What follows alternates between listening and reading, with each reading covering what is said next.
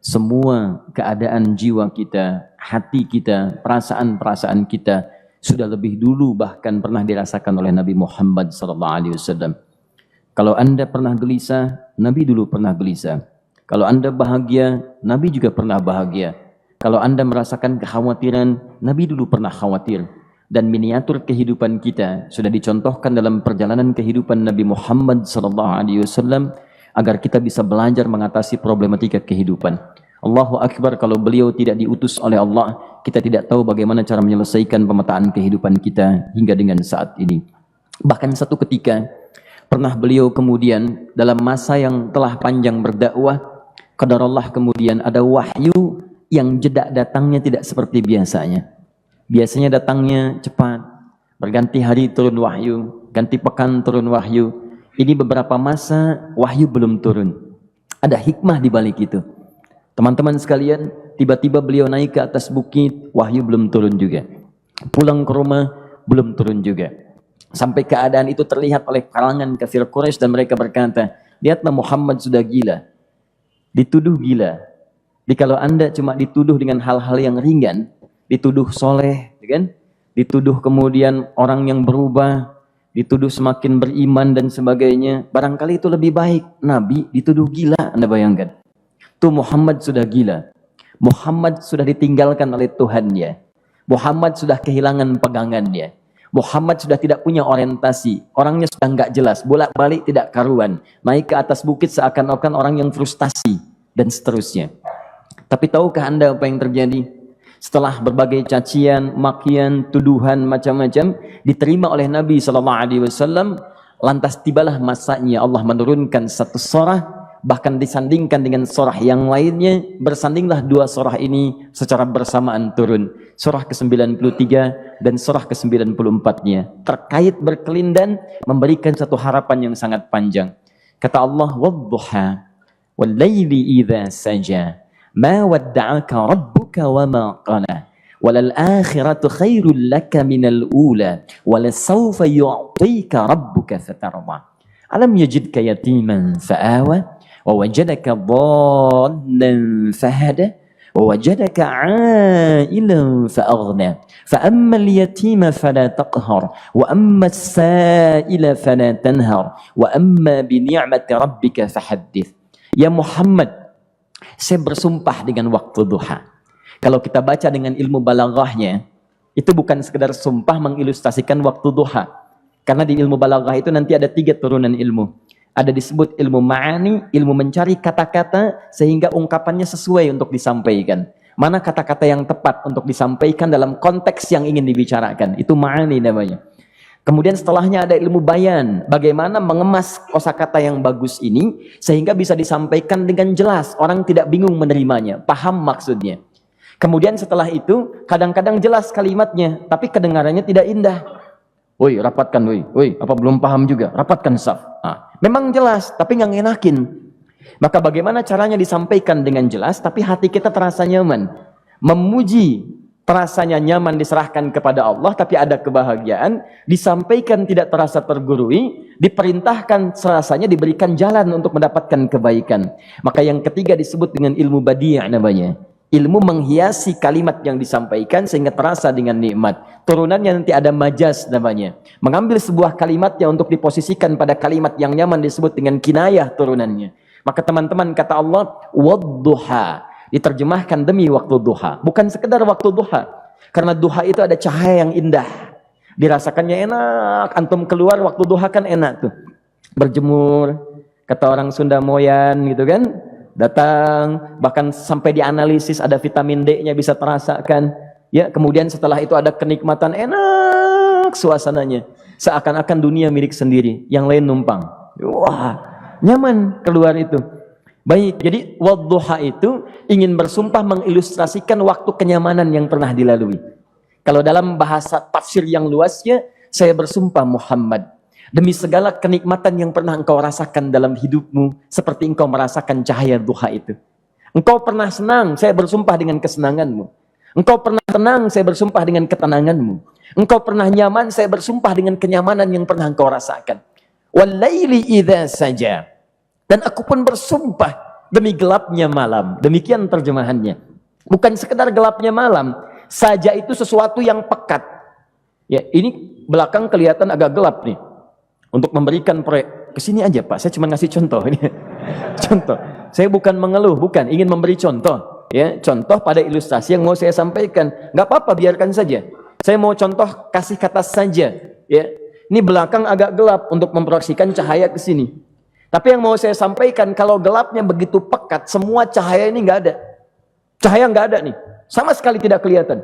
Saya mau tanya pada Anda, beraktivitasnya mudah atau sulit?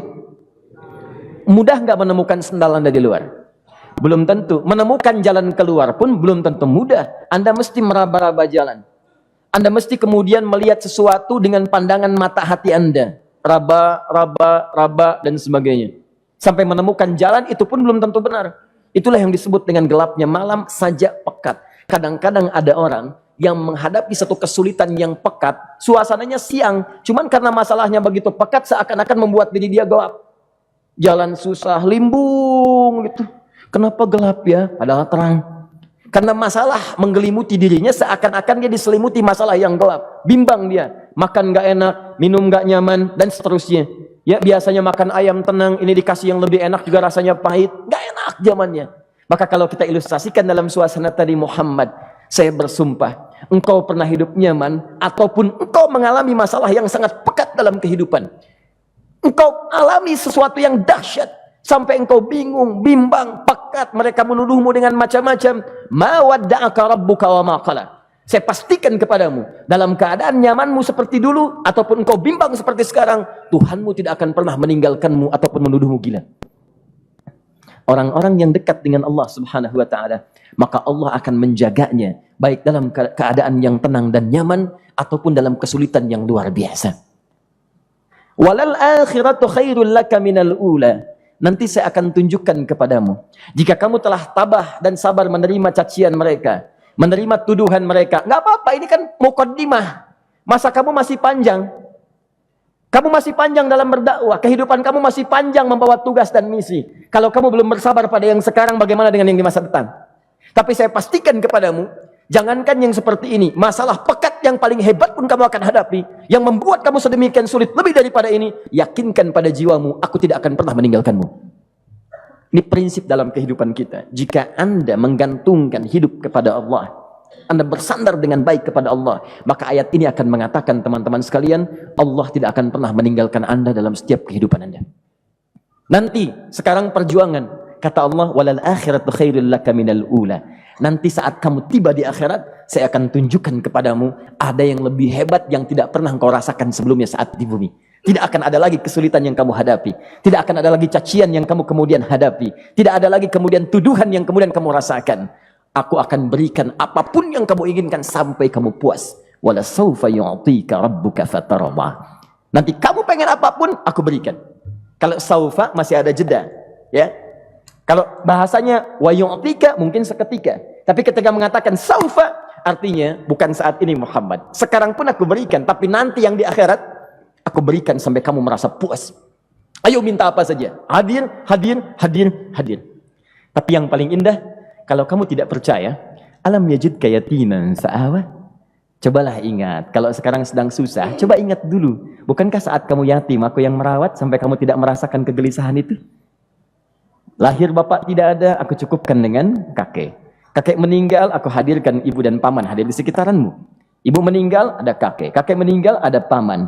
Dan Khadijah hadir di sekitaranmu. Bukankah aku rawat pada saat itu? Wajadaka dhallan fahada. Kamu sedang bingung, sedang susah. Bukankah sering aku berikan petunjuk kepadamu? Wajadaka ailan fa'aghna. Kamu merasakan kesulitan, lahir dalam keadaan yatim, tidak ada pendukung, maka aku jadikan kaya. Bukankah saat kamu menikah dengan Khadijah, aku tambahkan lagi pendukung untuk misi dakwahmu? Ini pesan dalam Al-Quran. Kalau Anda sedang merasa susah, kalau ingin menenangkan diri, ingat-ingat yang baik-baik yang dulu. Kalau Anda sedang jatuh dalam bisnis, ingat-ingat saat Anda meningkat dalam bisnis Anda. Allah tidak pernah tinggalkan Anda. Mungkin ini ujian untuk membuat Anda lebih hebat lagi di masa depan. Kalau Anda tidak tahan bantingan yang sekarang, bagaimana Anda bisa mengatasi pelintiran yang akan datang? Karena dalam kehidupan bukan cuma dibanting. Anda mungkin mengalami penyingkiran, penyungkuran, lipatan, guntingan, bantingan, macam-macam. Jikalau satu gaya belum bisa Anda atasi, bagaimana Anda bisa berharap mendapatkan turunan yang lainnya? Selalu ingat bahwa jika hidup Anda ingin tampil gaya, Anda harus merasakan tekanan dalam kehidupan. Karena F selalu berbanding lurus dengan P, hukum Pascalnya. Gaya berbanding lurus dengan tekanan. Orang yang ingin tampil gaya dalam kehidupan, maka dia mesti siap menghadapi tantangan-tantangan hidup yang diatasi. Turun ayat. Sampai ujungnya. Jikalau kamu sudah begini lagi, jangan pernah kamu bentak orang lain. Jangan pernah merendahkan orang lain. Karena Allah pun menjaga setiap hamba sepanjang ia mendekat kepadamu. Setelah itulah turun kemudian surah Al-Insyirah. Alam nashrah lakas sadrak. Antum kenal Nabi Musa? Baik. Tapi agak lumayan lah. Tadi saya di Soreang kenal Fir'aun. Di sini Musa. Baik, alhamdulillah. Perhatikan ya, dahsyatnya pemberian Allah kepada Nabi Muhammad SAW. Nabi Musa alaihi salam, dan sering kali kita bacakan untuk memohon kepada Allah. Rabbi syrahli sadri. Perhatikan baik-baik. Ini keunggulan Nabi Muhammad SAW dibanding Nabi Musa alaihissalam. Dua-duanya Nabi, Rasul, tapi masing-masing punya keistimewaan. Musa, Nabi, berdakwah, memohon kepada Allah kelapangan hati. Rabbi syrahli sadri. Ya Allah, tolong lapangkan hatiku nih. Kenapa mesti lapang? Karena pasti Musa merasakan nih. Saya tahu betul karakter Fir'aun. Belum apa-apa sudah memaki. Kalau orang yang hatinya tidak lapang, tidak akan tahan dengan makian, keluarlah kemudian balasan yang tidak digambarkan sebelumnya. Fir'aun itu kasar. Kasarnya bukan sekedar kasar, bahkan saking kasarnya bisa berujung pada eksekusi kematian. Saya contohkan tadi di sore yang ini, saya nggak suka dengan rambutnya nih, kata Fir'aun. Bukan nyuruh-nyukur mas, tolong pisahkan kepala dari badannya. Gitu gayanya tuh, Fir'aun. Ya, bukan nggak ngenakin, susah dengan Fir'aun itu. Jadi kalau belum apa-apa datang Musa ke situ, hatinya tidak seluas samudra, hatinya tidak lapang, cuman seluas gelas, tidak akan sabar menerima cacian Fir'aun. Begitu datang dicaci, dasar anak gak tahu diri, gak tahu malu, sudah saya rawat begini. Ya Allah, saya bosan dengarnya, matiin aja sekarang. Musa Nabi berdoa dikabulkan. Cuman kalau Fir'aun kemudian ajalnya misal wafat pada saat itu, tidak akan jadi contoh kepada kita untuk kekinian. Bagaimana orang yang bebal untuk bertobat kepada Allah Subhanahu wa ta'ala. Bagaimana penyimpangan dalam kedudukan. Bagaimana dia kemudian akrab dengan pengusaha yang gelap. Di pengusaha gelap berpartner dengan penguasa zalim. Sudah ada dari dulu. Pengusahanya disebut dengan Qarun.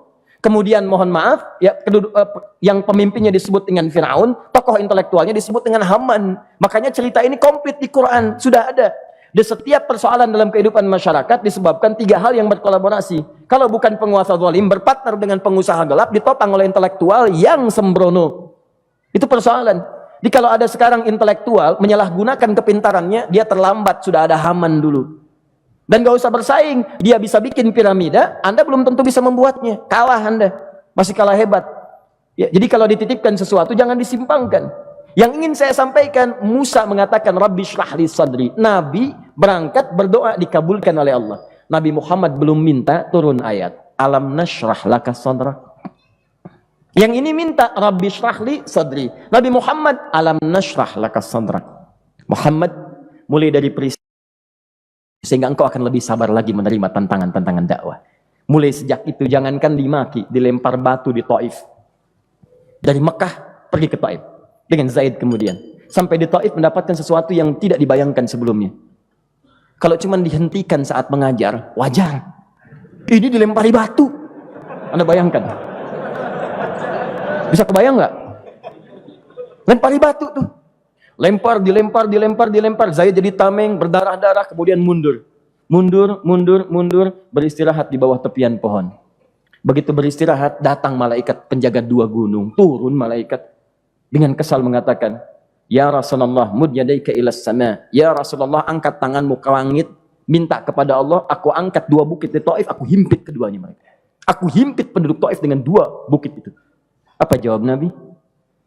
Karena sudah mendapatkan kelapangan, ketenangan, belajar dari peristiwa-peristiwa tadi, indah jawabannya. Lah, katanya, tolong jangan lakukan. Innahum qaumun la ya'lamun. Mereka belum paham saja. Mereka belum mengerti. Tolong jangan lakukan. Aku bermohon kepada Allah. Boleh jadi nanti di masa depan akan ada hamba-hamba terbaik yang lahir dari bumi Taif ini. Kemudian beliau berkata, Rabbi, ina man takilluni. A'ila qaribin yu'limuni am ila ba'idin yu'dhini fa ana radin ma lam taghdab ilayya. Ya Allah, kemana lagi engkau akan utus aku untuk berdakwah setelah peristiwa ini? Apakah tempatnya lebih dekat aku jangkau sekarang, tapi di situ aku akan disakiti lagi? Ataukah jaraknya masih jauh, tapi di tempat itu aku akan dizalimi lagi? Aku ridha ya Allah dengan itu semua, asalkan engkau tidak marah kepadaku. Asalkan engkau tidak marah kepadaku. La haula wala quwata illa billahil aliyil azim. Begitu kelapangan itu muncul, ridha dengan ketetapan dan siap, tabah, kuat, hadir dalam jiwanya. Tiba-tiba turun undangan, tunaikan Isra dan Mi'raj. Diangkat statusnya, naik mendekat kepada Allah Subhanahu wa taala. Dihilangkan bebannya, wa wada'na anka wizrak alladzi anqadha dhahrak. Itu hikmah, teman-teman. Barangkali kalau antum saat ini datang ke masjid ini untuk kajian, sedang bawa beban, ada kesulitan, penuh dengan macam-macam, barangkali dibacakan surat Ad-Duha tadi untuk memberikan harapan kepada Anda. Ini bukan PHP, karena ini bukan masalah urusan manusia. Ini adalah janji yang tidak akan pernah diingkari. Innallaha la yukhliful mi'ad. Kata Allah, Anda punya masalah, ingat suasana tenang pada masa lalu. Bukankah saya memberikan ketenangan kepadamu? Mendekat kepada saya, Anda bersabar, yakinkan bahwa ujian yang saya berikan saat ini sesungguhnya untuk membuat kamu lebih hebat di masa depan. Karena orang hebat tidak akan pernah sepi dari ujian untuk membuat dia lebih kuat menghadapi tantangan dalam kehidupan.